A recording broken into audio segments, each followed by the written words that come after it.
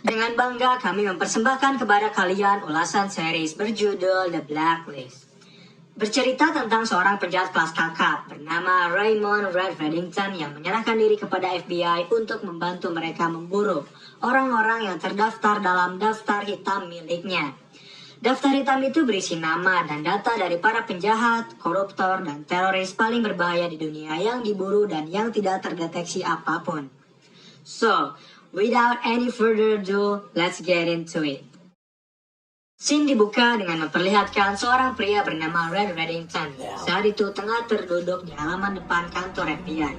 Setelah salah satu anak buahnya mengantarkan koper, Reddington lantas masuk ke dalam dan menyatakan ingin menemui asisten direktur bernama Harold Cooper kepada salah satu resepsionis di sana. Resepsionis itu bertanya, apakah Reddington telah memiliki janji dengan orang yang bersangkutan? Reddington menjawab, tidak. Tetapi ia ingin sang resepsionis memberitahu jika tamu yang ingin bertemu dengannya bernama Raymond Reddington. Setelah itu, Reddington menekuk lututnya dan tak lama kemudian para agen FBI langsung berkerumut untuk menangkapnya. Nampaknya, Raymond Reddington masuk ke dalam 10 daftar penjahat teratas dari pencarian yang dilakukan oleh. Berhasil menangkap Reddington, Cooper bersama anak buahnya langsung berangkat menuju kantor pusat. Anak buahnya meyakinkan Cooper jika Reddington yang menyerahkan diri adalah Reddington yang selama ini mereka cari. Dari segi sidik jari serta tato miliknya sangat percis ciri-ciri dari Reddington. Bahkan, Reddington turut membantu rincian khusus soal misi Brussels tahun 2008, yang dimana operasi itu adalah operasi khusus FBI untuk membunuh Reddington. Mari kita berkenalan dengan Raymond Red Reddington. Ia merupakan lulusan angkatan laut terbaik di kelasnya, lulus pada usia 24 tahun dan ia telah siap dilantik menjadi laksamana. Namun di tahun 1990, Reddington pulang untuk menemui istri dan putrinya saat Natal. Tapi, petugas yang paling dihormati tersebut hilang begitu saja dari muka bumi. Hingga 4 tahun yang lalu, sebuah dokumen rahasia bernama Norfolk bocor di Maghreb, Islamabad, dan Beijing. Semua kebocoran itu tertuju pada Reddington, sampai-sampai ia dicap sebagai penjaga kejahatan karena Reddington hanya ingin bertemu dengan penawar tertingginya untuk sebuah kasus yang ia ketahui. Kemudian, Cooper pun mulai melakukan sesi interogasi bersama Reddington. Setelah kamera tersambung, Cooper bertanya apa yang Reddington inginkan. Reddington tiba-tiba membahas tentang 3 kasus yang menurut Cooper tak saling berketerkaitan. Namun, ia memiliki satu nama yang merupakan dalang di balik 3 kasus besar tersebut, yaitu Franco Zamani. Salah satu informan Cooper langsung mencari data pribadi milik Zamani, tapi ia mendapat informasi bahwa Zamani telah tewas. Reddington kembali berkata bahwa berarti akan ada sebuah mayat berjalan yang baru saja masuk ke Unit 283 dari Munich ke Dulles. Dan perkataan Reddington menjadi kenyataan. Seorang pria yang menggunakan identitas sebagai Sasa M. Charko baru saja terlacak masuk ke dalam bandara Dulles. Karena perkataannya terbukti benar adanya, Cooper meminta maaf. Lalu Reddington berjanji akan membantu FBI untuk menangkap Zamani dengan syarat ia hanya ingin berbincang dengan Elizabeth Kane. Scene berganti, memperlihatkan seorang wanita bernama Elizabeth Kane yang baru saja terbangun dari tidurnya bersama sang suami yang bernama Tom. Karena hari itu adalah hari pertamanya bekerja, Elizabeth lantas bergegas, mengganti pakaiannya dan bersiap-siap untuk segera berangkat menuju kantor. Dibantu oleh Tom, setiap barang yang selalu Elizabeth lupakan berhasil Tom bawa dan ia berikan padanya sebelum Elizabeth pergi. Tapi, saat Elizabeth hendak pergi, helikopter serta beberapa mobil FBI langsung menghampirinya dan meminta izin membawa Elizabeth ke kantor. Tibanya di kantor, ia langsung bertemu dengan asisten direktur anti-teroris yaitu Harold Cooper. Kemudian Cooper meminta Elizabeth untuk menjelaskan siapa dirinya. Tak mengerti dengan apa yang Cooper bicarakan, Elizabeth meminta maaf karena ia tak tahu maksud dan tujuan dari Cooper. Lalu Cooper kembali bertanya mengapa Reddington menginginkannya. Elizabeth berpikir karena ia merupakan pegawai baru yang mungkin saja bisa ia manipulasi. Mendapat jawaban yang membuatnya puas, Elizabeth pun langsung dibawa ke lokasi hitam untuk bertemu dengan Reddington. Sebelum dipertemukan dengan Reddington, Elizabeth diperingatkan terlebih dahulu untuk berhati-hati dengannya. Lalu saat Elizabeth bertemu dengan Reddington, kata pertama yang Elizabeth tanyakan padanya adalah ia ingin Reddington menceritakan tentang Franco Zamani.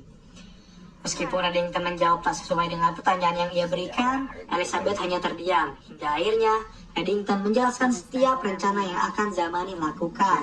Dalam sejam yang akan datang, Renko Zamani akan menculik seorang putri jenderal bernama Daniel Riker. Akan ada semacam pengalihan yang membuat komunikasi terputus. Kemudian, ia akan membunuh anak tersebut. Elizabeth bertanya, mengapa Reddington mengetahui hal itu? Dengan santainya, Reddington menjawab secara jujur karena ialah yang menyelundupkan Zamani ke negara ini. Perlahan, pembahasan Reddington mulai membelot. Ia membahas tentang Elizabeth yang ditinggalkan oleh ayahnya yang merupakan seorang penjahat. Ia juga ditinggal tewas oleh ibunya karena sakit dan rasa malu. Pernyataan Reddington membuat Elizabeth ketakutan. Ia memutuskan untuk keluar dari interogasi tersebut karena terkejut ketika Reddington mengetahui masalah pribadi di keluarganya. Yang ia ingin beritahu pada FBI adalah Zamani akan menculik putri jenderal. Kemudian ia terdiam sembari menelepon suaminya yang saat itu telah bertemu dengan anak yang akan mereka adopsi. Namun karena pikiran Elizabeth terlalu kacau, ia meminta maaf karena tak bisa membantunya mengurus hal tersebut. Tak lama kemudian, pihak FBI kembali memintanya untuk ikut bersama mereka mengamankan putri jenderal. Tibanya di tempat putri jenderal yang bernama Bethany berada, mereka pun langsung mengamankan Bethany dan mengajaknya pergi. Di tengah perjalanan, Elizabeth berusaha untuk menenangkan Bethany agar ia berpikir bahwa semuanya baik-baik saja. Dikawal oleh beberapa mobil FBI, mereka harus berputar arah setelah terjadi penutupan jalan. Namun, ternyata itu hanyalah permainan belaka, karena tiba-tiba saja para penjaga yang menyuruh mereka berputar arah mengeluarkan senjata dan menembaki mobil para agen FBI. Mereka berfokus pada mobil yang ditumpangi oleh Elizabeth dan Bethany. Meskipun Elizabeth berusaha payah menyelamatkan Bethany dari penculikan tersebut, tetapi tetap saja ia harus menyerahkan Bethany setelah para penculik mengancamnya. Setelah Bethany diculik begitu saja, mereka kembali ke lokasi hitam untuk berbincang bersama Reddington. Reddington menjawab jika ia hanya tahu bahwa putri jenderal akan diculik. Sisanya itu adalah tanggung jawab para agen FBI. Karena ia telah berjanji akan membantu FBI menangkap Zamani, lantas Reddington meminta izin untuk menunjukkan bagaimana cara ia bekerja. Reddington menyusun ulang peta buronan Zamani yang telah FBI susun secara berpola, dimulai dari Miroslav, seorang kimiawan, hingga Reinhard, seorang banker Jerman. Semua terkait dengan rencana mahal yang akan Zamani lakukan. Karena Elizabeth kesulitan mencari pola asli yang Zamani rencanakan, Reddington memberi saran pada Elizabeth untuk menganggap masalah tersebut sebagai masalah pribadinya. Elizabeth berpikir keras. Ia lalu perlahan menguraikan setiap permasalahan Zamani, dimulai dari Zamani yang mengidap virus Nipah sehingga membuatnya sekarat. Sebelum Zamani tewas, apa yang ia butuhkan dan apa hubungannya dengan Bethany? Reddington bertanya. Elizabeth kembali menguraikan bahwa ayah Bethany bertugas di Bosnia untuk membantu pasukan NATO di daerah Bihać Pocket. Mereka meracuni desa yang merupakan kampung halaman dari Zamani. Semua orang desa tewas terkecuali Zamani yang berhasil selamat. Artinya, dari semua motif yang Zamani perlihatkan pada FBI, ia ingin balas dendam pada jenderal. Ia menyewa kimiawan untuk membuat bom dan meledakkannya di Washington dan menggunakan Bethany untuk membalaskan dendamnya. Reddington lalu berkata jika ia memiliki teman dengan panggilan penjaga hotel. Ia menguasai banyak tempat rahasia. Apabila tim FBI ingin menangkap Zamani, maka mereka harus memanggil temannya. Tetapi semua itu memiliki harga. Reddington ingin ditempatkan di sebuah hotel mewah dengan fasilitas lengkap.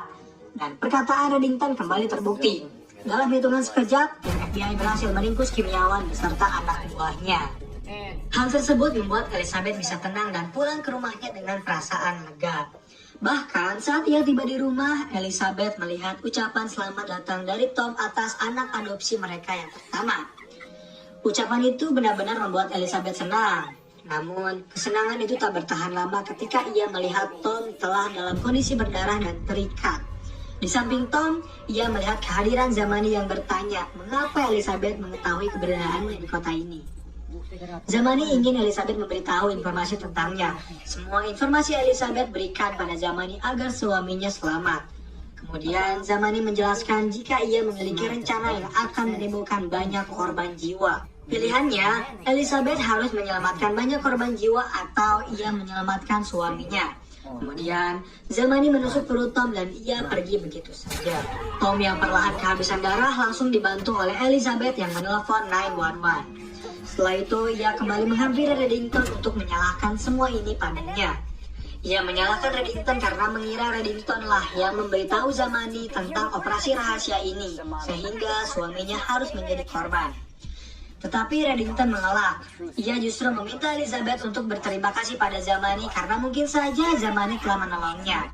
Namun, tiba-tiba saja Elizabeth melubangi pembuluh darah Reddington yang akan membuatnya tak sadarkan diri dalam 1 menit. Setelah itu, Elizabeth mengancam Reddington untuk memberitahu secara lebih jelas bagaimana ia menemukan keberadaan Zamani. Lalu, ia meninggalkan Reddington dan disinilah titik terendah dari hidup Elizabeth. Ia perlahan membersihkan darah suaminya yang berceceran di karpet. Scene kembali berganti. Elizabeth yang mulai membaik meminta izin kepada pihak FBI untuk menjenguk kimiawan. Awalnya, ia ditolak karena Elizabeth sedang dalam penangguhan. Tapi Elizabeth memaksa hingga akhirnya agen Ressler memberi izin pada Elizabeth. Namun saat Ressler membukakan tirai kamar sang kimiawan, ternyata ia telah berhasil kabur yang membuat seluruh agen FBI langsung menyebar untuk mencari keberadaannya. Di satu sisi, Reddington yang keluar dari hotel bertemu dengan Zamani di suatu tempat. Meskipun pihak FBI bisa melacaknya, Reddington begitu tenang berbincang dengan kawan lamanya. Zamani menceritakan bahwa ia akan membawa kembali wabah yang telah dialami oleh desanya. Namun, kali ini ia tak hanya mengarah pada anak jenderal saja, melainkan setiap anak-anak yang berada di kota Washington DC. Setelah itu, Zamani pergi meninggalkan Reddington. Setelah bertemu dengan Zamani, Reddington menelpon Elizabeth untuk memberitahu bahwa Zamani telah mengarah ke seluruh anak-anak. Kini ia ingin Elizabeth memberitahunya apa yang ia lihat terakhir kali saat suaminya ditahan oleh Zamani. Elizabeth menjawab berbagai macam hal, namun Reddington mengelaknya. Hingga akhirnya, Elizabeth teringat sebuah cap stempel yang mengarah kepada sebuah kebun binatang di DC. Lantas, Elizabeth segera pergi ke kebun binatang tersebut. Sesampainya di sana, ia melihat Bethany yang terduduk sendirian. Bethany yang ketakutan memperlihatkan sebuah bom yang mengikat tubuhnya. Di lain sisi, agen FBI berhasil menghentikan pergerakan Zamani yang saat itu telah terpojok. Namun sayang, Zamani telah terlebih dahulu mengaktifkan bom yang terikat di tubuh Bethany dan Zamani pun tewas setelah ia ditembak jatuh oleh agen FBI.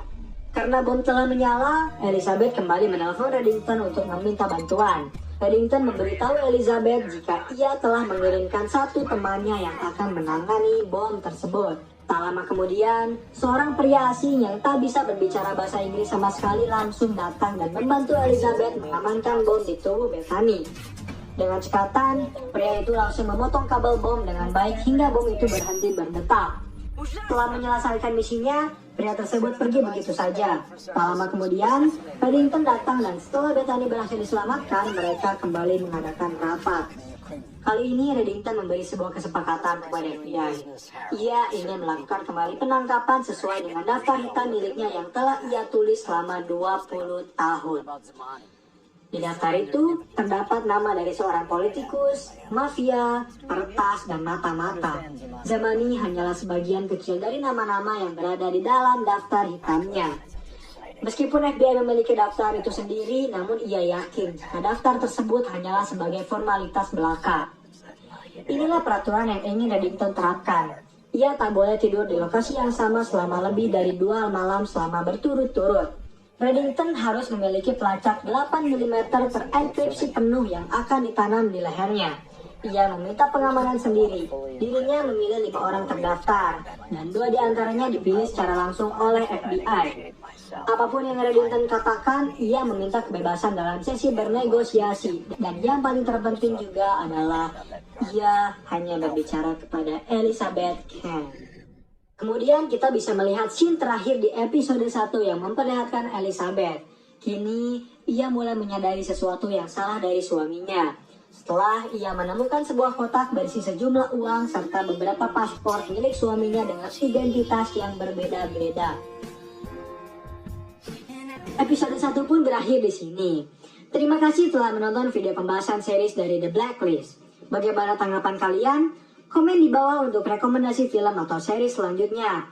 Klik tombol subscribe untuk mengikuti perkembangan channel ini dan klik tombol like jika kalian menyukai pembahasan kami. Dan sampai bertemu kembali di episode selanjutnya.